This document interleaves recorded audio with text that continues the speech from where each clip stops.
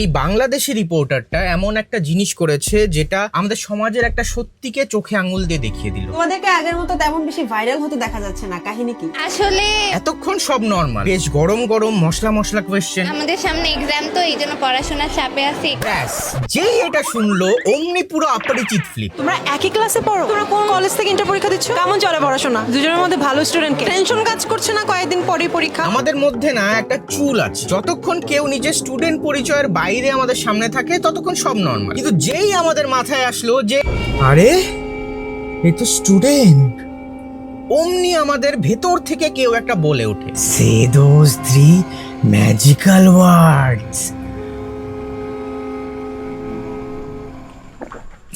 যা পড়তে বস।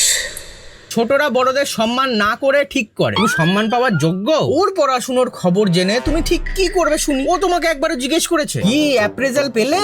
ও এখনো ইন্টার্ন। বিইং আ রিপোর্টার একটা বড় দায়িত্বের জিনিস। ঠিকঠাক প্রশ্ন করো, যেমন ওগুলো কি জামা পড়েছো, গা কুটকুট করে না?